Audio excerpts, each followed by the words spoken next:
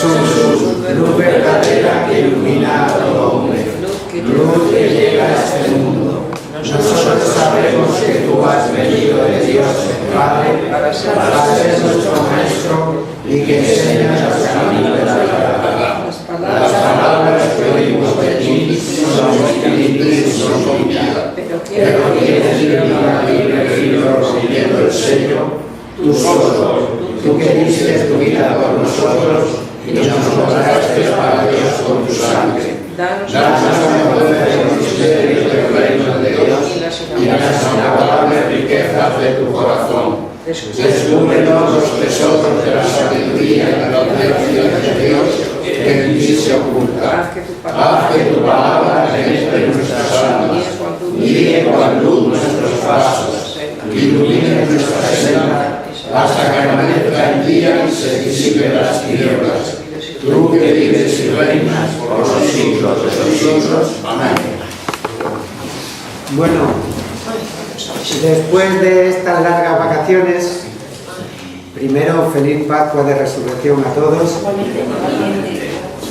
Y vamos a continuar el curso donde se dejó, casi donde no recordamos ya, en la carta a los Gálatas. Vamos a ver el final del capítulo 2, porque si recordáis se quedó en ese incidente que tuvieron Pedro y Pablo en Antioquía. Bien, pues vamos a ver los versículos últimos de este capítulo 2. Entonces leemos del capítulo 2 de Gálatas, versículos del 15 al 21. Nosotros somos judíos de nacimiento, no pecadores procedentes de la gentilidad, y sabiendo que no se justifica el hombre por las obras de la ley, sino por la fe en Jesucristo. Hemos creído también en Cristo Jesús, esperando ser justificados por la fe de Cristo y no por las obras de la ley, pues por estas nadie se justifica.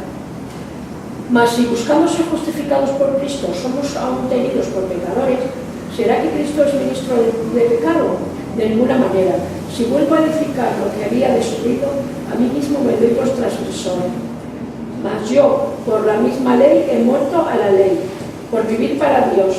Estoy crucificado con Cristo, y ya no vivo yo, es Cristo quien vive en mí. Y aunque al presente vivo en carne, vivo en la fe del Hijo de Dios, que me amó y se entregó por mí. No desecho la gracia de Dios, pues si por la ley se obtiene la justicia, en vano murió Cristo.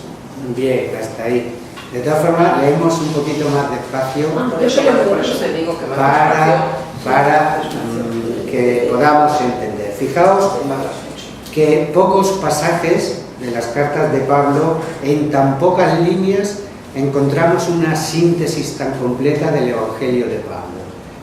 Frases densas de contenido y tratando de hacer ver la incongruencia en que se encuentran todos aquellos que después de haber creído en Cristo buscan todavía la justicia, es decir, la justificación por la observancia de la ley.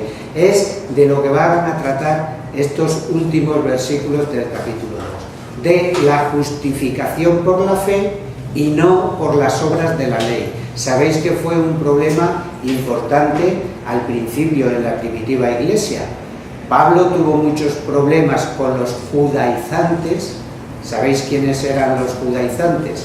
Eran esos primeros judíos convertidos al cristianismo que decían que para obtener la justificación había que circuncidarse y cumplir la ley de Moisés.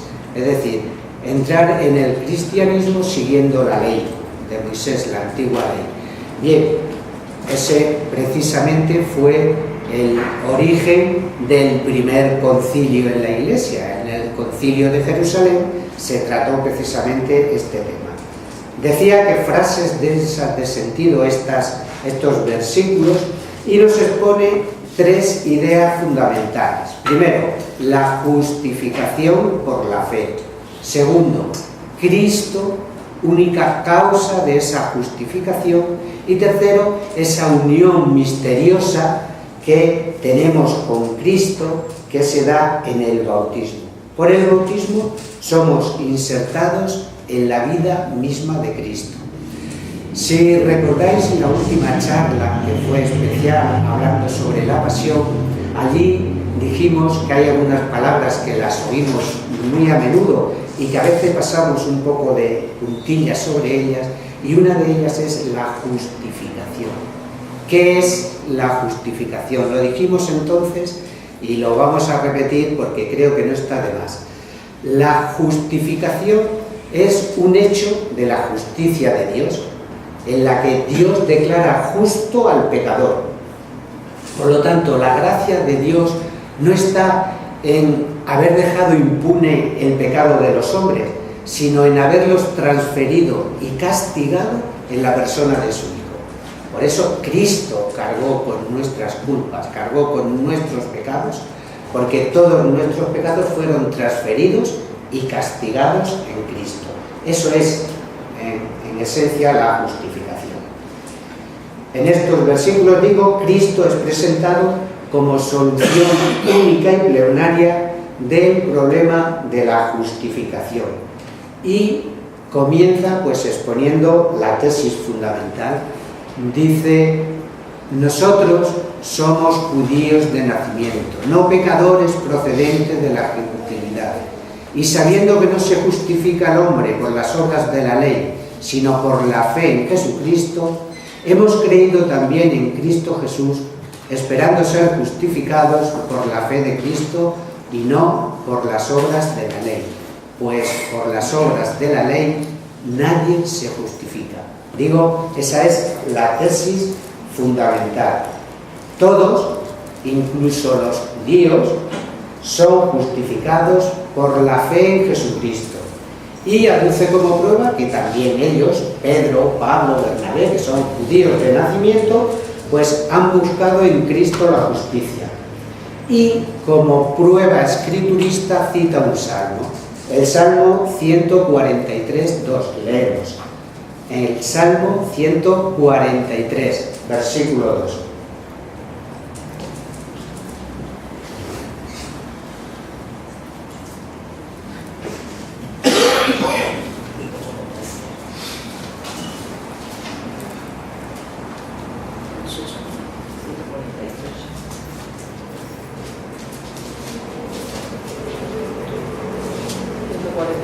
Versículo 2.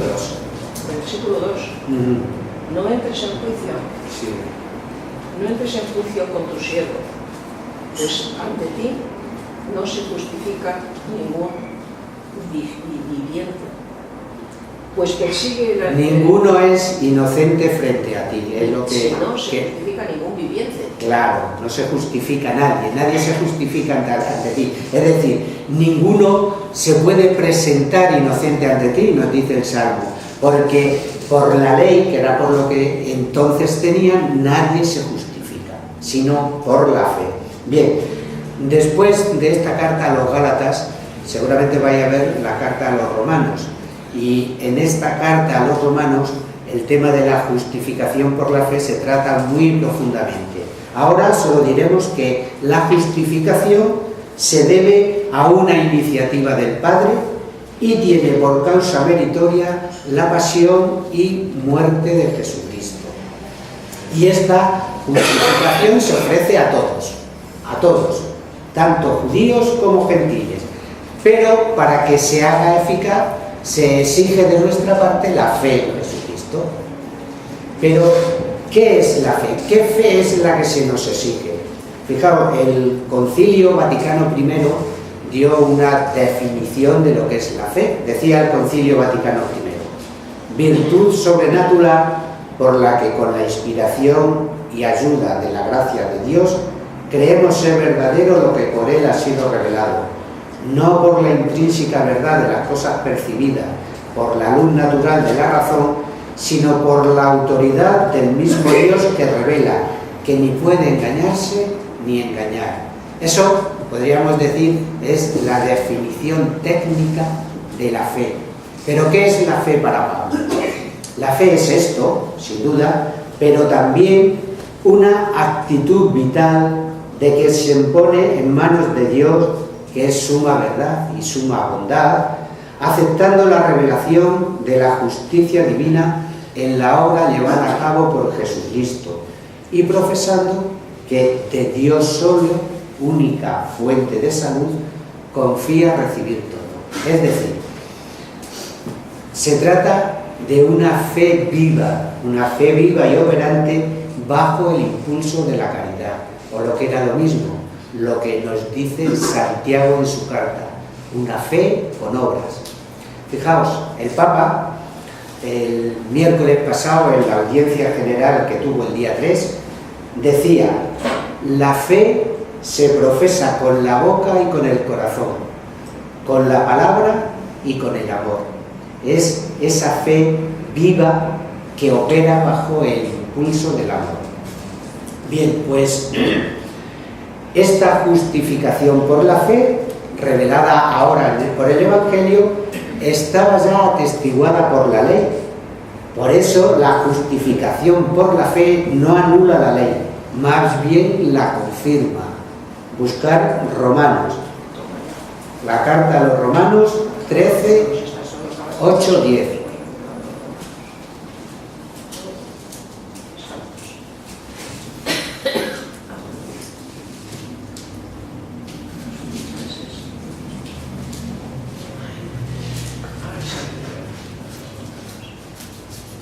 Romanos 13, 8, 10. Y nos dirá pues que con la práctica de la caridad pues llevamos la ley hasta su plenitud. No estéis en deuda con nadie, a no ser que el amaros unos a otros, porque quien ama al prójimo ha cumplido la ley. Pues no adulterarás, no matarás. Sí, no eso robarás. es lo que queríamos. Quien ama al prójimo ha cumplido la ley. Es decir, con la práctica de la caridad, del amor, llevamos la ley hasta su plenitud. Algo también parecido vino a decirnos Jesucristo cuando dijo: yo no he venido a abolir la ley, sino a dar la plenitud. La justificación no es debida pues a ningún mérito nuestro, sino que nos la concede Dios gratuitamente, mediante la fe en Jesucristo, a cuya muerte redentora hemos de agradecer ese inmenso beneficio. Bien, por lo que Cristo es, como decíamos al principio, la única causa eficiente de esa justificación. Segundo punto que decíamos de los tres que nos hablaban estos versículos. A continuación, versículos de los que hemos leído, el 17 y el 18, nos dicen: mas si buscando ser justificado por Cristo somos aún tenidos por pecadores, ¿será que Cristo es ministro de pecado? De ninguna manera, porque si vuelvo a edificar lo que había destruido, a mí mismo me doy por transgresor. La idea quiere hacer ver pues lo incongruente que resultaría volver ahora a la observancia de la ley, pues después de haberla abandonado y buscado la justificación por la fe en Jesucristo. Y los últimos versículos, los 18 y 19, porque si vuelvo a edificar lo que había destruido, a mí mismo me doy por transgresor. En efecto, yo por la ley he muerto a la ley, por vivir para Dios estoy crucificado con Cristo. Y ya no vivo yo, es Cristo quien vive en mí. Y aunque el presente vivo en la carne, vivo en la fe del Hijo de Dios, que me amó y se entregó por mí. Fijaos, la idea de estos últimos versículos que hemos visto es la solidaridad con Cristo, esa unión íntima con Cristo que adquirimos en el bautismo. Los cristianos estamos unidos a Cristo, formando con Él un todo. Y esa unión, se realiza mediante el bautismo. Su afirmación fundamental: el cristiano, dice Pablo, ha muerto a la ley. Es decir, ha quedado desligado de su dominio. ¿Y cuándo ha muerto el cristiano a la ley? Pues la respuesta nos la da el versículo ese 19. Estoy crucificado con Cristo. Es decir, el cristiano muere a la ley al ser incorporado a la muerte de Cristo en el bautismo, formando un todo con Cristo, y un todo con Cristo muerto. Y da un paso más y dice, como la ley en cierto sentido fue la causa de la muerte de Cristo, pues resulta que es también la causa de nuestra muerte mística con Cristo, lo que equivale a decir lo que nos dice Pablo: por la ley hemos muerto a la ley. ¿Por qué decimos que la ley en cierto sentido fue la causa de la muerte de Cristo? Pues porque la ley provocaba pecados que no podía reparar. Es decir, la ley antes del pecado, antes de la ley, el pecado estaba muerto, pero cuando llega la ley y sus preceptos hacen revivir el pecado. Antes de la ley, excepto en el caso de Adán, no había pecado que fuera una transgresión de una voluntad positiva de Dios. Es decir, no había preceptos que nos dijeran lo que era o no era pecado. Fue la ley, que fue esa manifestación positiva de la voluntad de Dios, la que determinó con sus preceptos dónde había pecado, haciendo que el pecado se convirtiera en transgresión. Por eso decimos que en cierto sentido la ley fue la causa de la muerte de Cristo. Pero esta muerte mística con Cristo, sin embargo, no es el final, sino más bien es el punto de partida hacia la resurrección con Cristo. Es un punto de partida donde dejamos muerto al hombre viejo y comenzamos a vivir para Dios. O dicho de otro modo, como lo dice Pablo, no vivir ya nosotros, sino Cristo en nosotros. Y el último versículo que vimos, el 21. No desecho el don de Dios, pues si por la ley se obtiene la justicia, en vano murió Cristo. Efectivamente, si es por la ley como conseguimos la justicia, Cristo ha muerto en vano. O lo que es lo mismo, ha muerto sin razón suficiente, puesto que nos podíamos haber salvado sin contar con él. Consecuencia absurda que además, dice Pablo, es una injuria a Cristo y que debe hacer pensar a estos judaizantes. Si Cristo me amó y se entregó por mí, significa que yo era pecador y la ley no me había podido justificar. Por eso tiene que morir Cristo.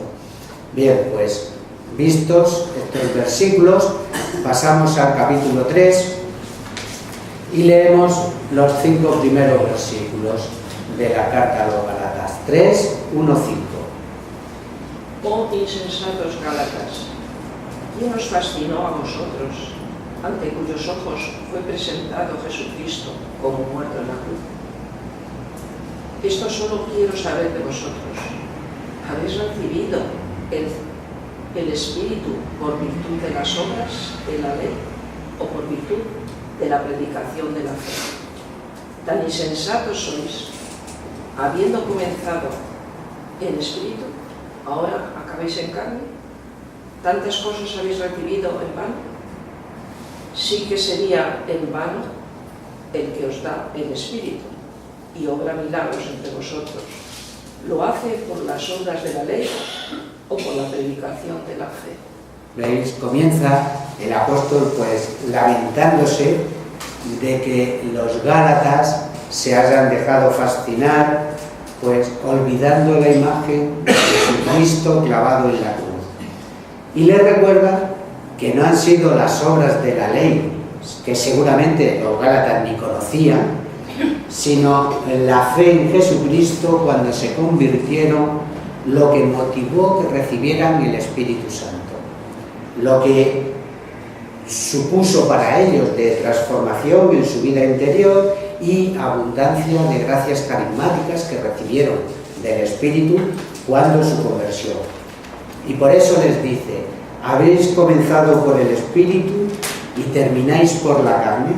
Es decir, los Gálatas iniciaron su cristianismo recibiendo el Espíritu Santo al creer en Cristo. Y ahora tratan de consumar esa obra con la circuncisión y la observancia de la ley. Por eso le dice, qué insensato, qué insensatez. En vez de ir de lo menos perfecto a lo más perfecto, vosotros lo hacéis al revés. De modo que todos los dones con que habéis sido favorecidos por el Espíritu Santo, pues ahora resulta que no os sirven para nada. Pues al buscar la justicia en la ley, quedáis desligados de Cristo. ¿Veis? Son estos versículos iniciales, pues diciéndole a los gálatas que han iniciado, que van al revés. Empezaron por lo más importante y quieren terminar pues por donde no debían. Seguimos con los versículos siguientes y leemos ahora de ese capítulo 3 los versículos 6 al 14.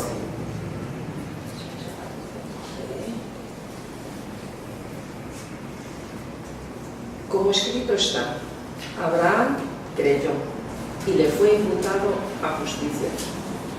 Entended pues que los nacidos de la fe, esos son los hijos de Abraham. Pues previendo las Escrituras que por la fe justificaría Dios a los gentiles, hijo de Abraham, en ti serán bendecidas todas las gentes. Así que los que nacen de la fe son benditos con el fiel Abraham. Pero ¿cuántos confían en las obras de la ley se hallan bajo la maldición? Porque escrito está, maldito todo el que no se mantiene en cuanto está escrito en el libro de la ley, cumpliendo. Y que por la ley nadie se justifica ante Dios, es manifiesto, porque el justo vive de la fe. Y la ley no se funda en la fe, sino que el que la cumple, en ella vivirá. Sí, 13 y 14. Seguimos, Bueno, dos versículos más. nosotros, Seguimos dos versículos más, leyendo más. el 13 y el 14. Cristo nos redimió de la maldición de la ley, haciéndose por nosotros maldición. Pues escrito está, maldito todo el que es colgado del madero, para que la bendición de Abraham se extendiese sobre las gentes en Jesucristo y por la fe recibamos la promesa del Espíritu. ¿Veis? Parece que los judaizantes insistían. Es necesario incorporarse a la descendencia de Abraham mediante la circuncisión y la ley, para participar de esas bendiciones mesiánicas. Pero Pablo quiere poner las cosas en su sitio, las cosas en su lugar, y nos da una visión maravillosa entre la relación que hay entre Antiguo y Nuevo Testamento. Nos dice, por la fe, versículo 7, dice, entended pues que los nacidos de la fe, esos son los hijos de Abraham. Es decir, por la fe entramos a formar parte de la verdadera descendencia de Abraham. Y nos da una cita del Génesis. Abraham fue justificado por la fe, no por la ley. Leer Génesis 15:6.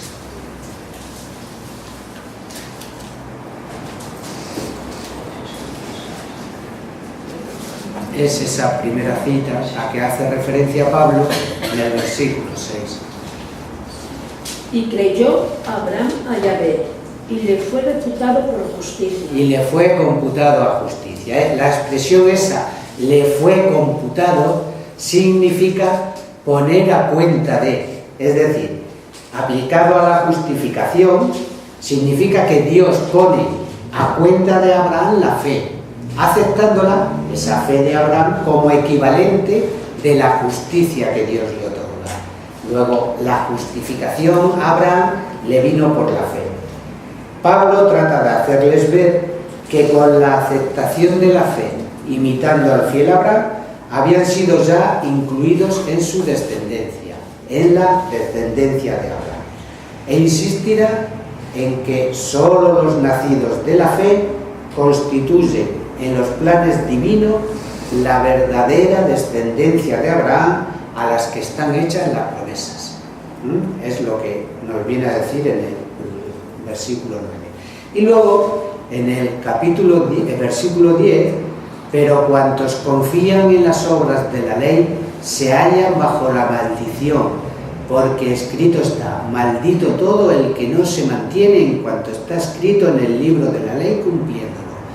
No cabe duda de que el modo de hablar de Pablo no puede ser más valiente, porque decir a un judío que la ley, su máxima gloria, lo que tenían como máximo esplendor, nos había hecho objeto de maldición, pues era mucho hablar ante los judíos.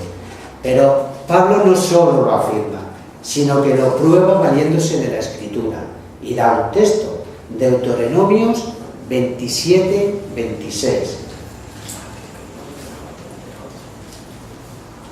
Y viene a decirnos, quien pone la esperanza de la justicia en la ley y no la cumple, pues está bajo las maldiciones de esa misma ley que pide castigo contra los transgresores. Leer Deuteronomio 27, 26.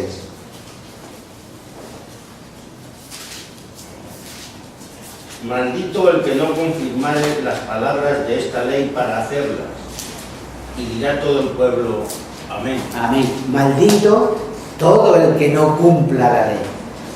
Es decir, quien pone la esperanza de su justicia en la ley y no la cumple, pues está bajo la maldición de esa misma ley que pide castigo contra los transgresores. Por tanto, la justicia no puede obtenerse más que por la fe. El justo vive de la fe, dice Habacuc. No hace falta que la busquemos, porque simplemente dice esto en Habacuc 2:4. Pero claro, eso no quiere decir que la economía de la ley no se consiguiera la justicia, porque entonces, ¿qué pasa? ¿Que Dios había dado una ley inútil que no servía para nada? Claro que se conseguía la justicia, pero se conseguía observando exactamente la ley. Leer en el Levítico 18:5.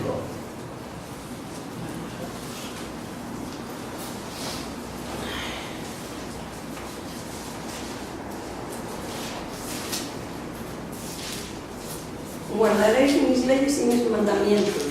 El que los cumpliere vivirá por ellos. Guardaréis mi ley y mis mandamientos, y el que los cumpliere vivirá por ellos.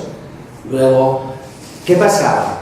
Pues que el cumplimiento de la ley era muy difícil y desde luego imposible sin la ayuda de esa gracia interior que no se daba en el Antiguo Testamento sino en virtud de la fe. Era muy difícil cumplir la ley, decimos imposible, sin la ayuda de esa gracia interior. Hasta la venida de Cristo, ley y fe, aunque procedían de unos principios distintos, pues podían ir unidos en la misma persona, como lo fueron de hecho en los justos del Antiguo Testamento, que eran fieles observadores de la ley y con un profundo sentido de fe en Dios y en las promesas. Pero después de la venida de Cristo, la ley que ha terminado su cometido, pues queda como separada de la fe. Y Pablo termina su razonamiento y dice en los versículos 13 y 14: Cristo nos redimió de la maldición de la ley, haciéndose por nosotros maldición, pues escrito está: maldito todo el que es colgado del madero, para que la bendición de Abraham se extendiese sobre los gentiles en Jesucristo, y por la fe recibamos la promesa del Espíritu. Cristo, con su pasión y muerte, es quien nos libra de la maldición de la ley y hace posible la entrada de los gentiles en la economía de las bendiciones prometidas a Abraham. Cuando Pablo dice que Cristo nos redimió de la maldición de la ley, haciéndose por nosotros maldición, está aplicando esa doctrina que llamamos de solidaridad, es decir, por esa unión íntima en que se da entre Cristo y nosotros en el bautismo. Está aplicando, digo, la doctrina de solidaridad. El testamento legitimado con ser de hombre nadie lo anula, nadie le añade nada, pues a Abraham y a su descendencia fueron hechas las promesas. No dice a sus descendencias, como de muchas, sino de una sola. Y a tu descendencia, que es Cristo. Y digo yo, el testamento otorgado por Dios no puede ser anulado, de modo que la promesa sea invalidada por una ley que vino 430 años después. Pues si la herencia es por la ley, ya no es por la promesa.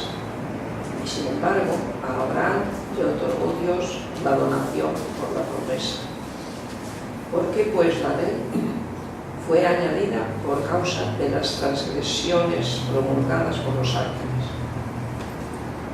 por mano de un mediador, hasta que viniese la descendencia a quien la promesa había sido hecha?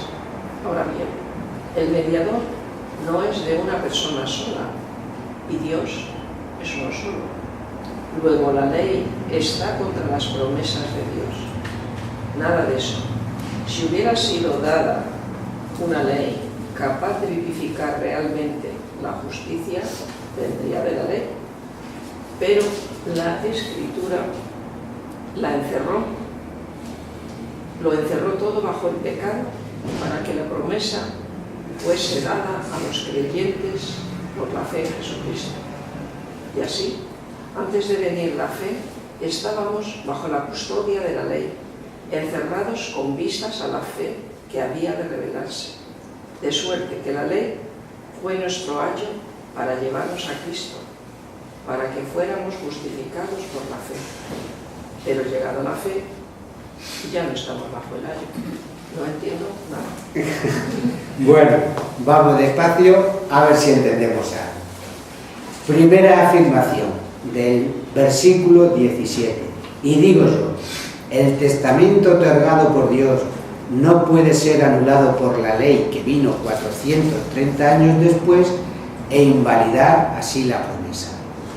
Es decir, la ley que ha venido 430 años después de la promesa que Dios hace a Abraham, pues no puede anular esta promesa, la ley, y sería anularla si la bendición prometida a Abraham se nos concediera por la ley.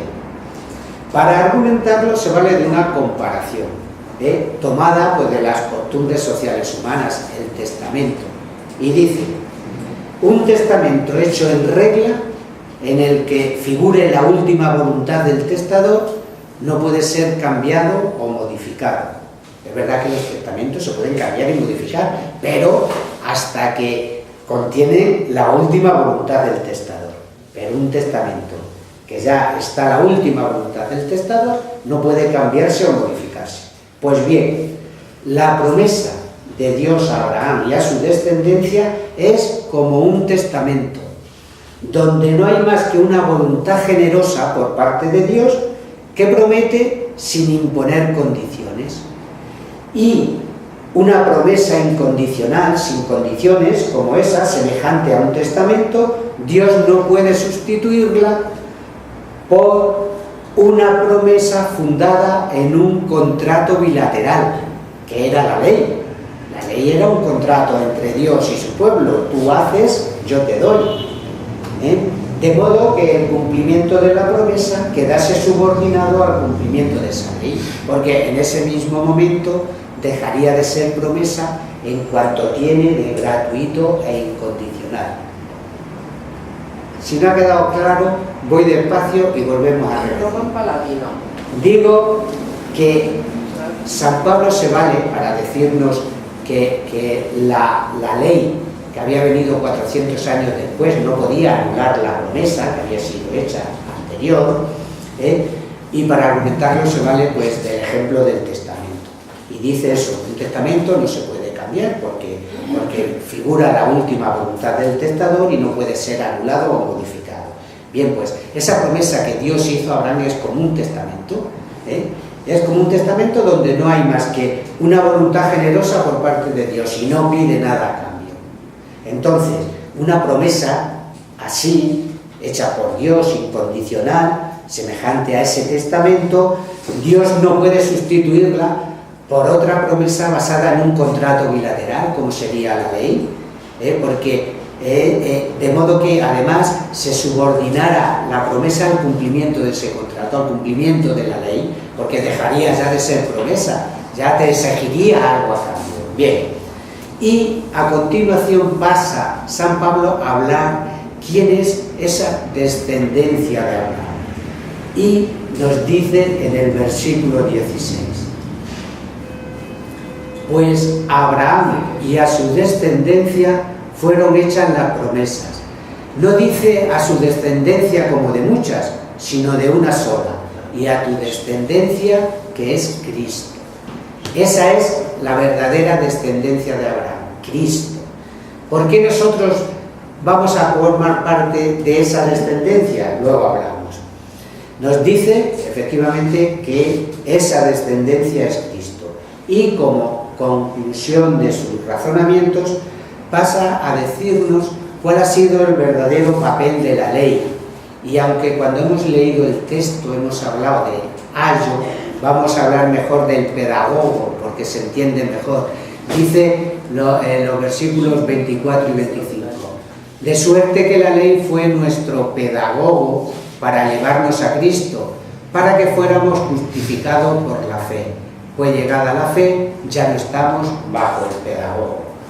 Fijaos, pasa a decirnos cuál es el verdadero papel de la ley.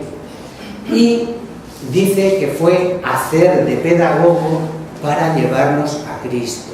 Hay que saber cuál es la figura del pedagogo. ¿Qué era el pedagogo? El pedagogo, en la vida greco-romana, era un esclavo de la máxima confianza del Señor, que era el encargado de llevar a la escuela a los niños. Y además, el que refrenaba severamente sus caprichos y a veces el encargado también de dar las enseñanzas más elementales a los niños de su Señor. Esa era la misión del pedagogo, dice Pablo. Pues esa es la misión de la ley. Algunos dicen, Dios a través de la ley fue instruyendo al pueblo poco a poco como buen pedagogo hasta llegar a la plena luz con la venida de Cristo. Pero, sin embargo, creemos que lo que Pablo quiere hacer resaltar y decir en este caso es hacer resaltar de la ley la idea de tutela y severidad, porque efectivamente el pedagogo para los niños era un hombre severo y rígido, no les dejaba hacer lo que quería, le corregía los caprichos, le llevaba a la escuela que a veces no quería y le daba las enseñanzas más elementales.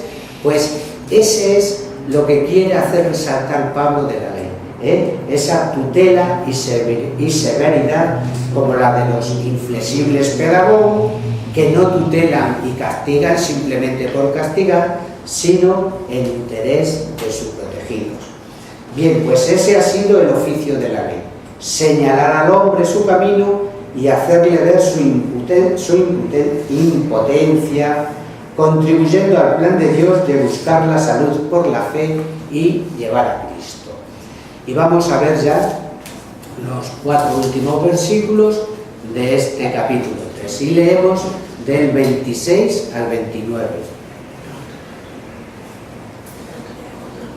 Todos pues sois hijos de Dios por la fe en Cristo Jesús, porque cuantos en Cristo habéis sido bautizados, os habéis vestido de Cristo. No hay ya judío o griego, no hay siervo o libre, no hay varón o hembra, porque todos sois uno en Cristo Jesús. Y si todos sois de Cristo, luego sois descendencia de Abraham, herederos según la promesa. Fijaos qué versículos tan importantes y cómo termina. Acaba de decir Pablo que llegada a la fe ya no estamos bajo el pedagogo. ¿Por qué? Porque nuestra unión con Cristo, esa unión íntima que adquirimos en el bautismo con Cristo, por esa unión entramos a participar de sus prerrogativas con la categoría de hijos de Dios. Si estamos vitalmente unidos a Cristo y Cristo es por derecho propio el heredero de las promesas, pues también nosotros pasamos a formar parte de esa herencia, de esas promesas. Fijaos, a ver si lo resumimos muy cortito y que se entienda muy clarito. Las promesas hechas por Dios a Abraham, que son promesas de salvación, son como un testamento de Dios a la humanidad, en el que el único heredero del testamento, ¿quién es? El Hijo único, Cristo. Pero nosotros, al ser bautizados, pasamos a ser hijos de Dios, y por lo tanto, coherederos con Cristo de esa promesa de salvación. Nos quedamos aquí y el próximo día continuamos con esta carta a los Gálatas. Ya continuará Adolfo con nosotros. Virgen, bella como la luna, de ciencia del cielo, en cuyo rostro se miran los santos y se contemplan los ángeles. Haz que nosotros, tus hijos, nos parezcamos así, y que nuestras almas reciban un rayo de esa belleza tuya, que no decae con los años, sino que brilla en la eternidad. María, sol del cielo, despierta tu vida donde haya muerte, e ilumina los espíritus en que haya tinieblas. Reflejándote en el rostro de tus hijos, concédenos un destello de tu luz y tu fervor. María, poderosa como un ejército, concede a nuestras vidas la victoria. Somos tan débiles y nuestros enemigos se ensoberbecen con tantos estragos, mas con tu bandera nos sentimos seguros de vencerlo. Él conoce el poder de tu pie y teme la majestad de tu mirada. Sálvanos, María, bella como la luna, única como el sol, temible como un ejército ordenado, levantado en pie de guerra, no por el odio, sino por la llama del amor. Amén.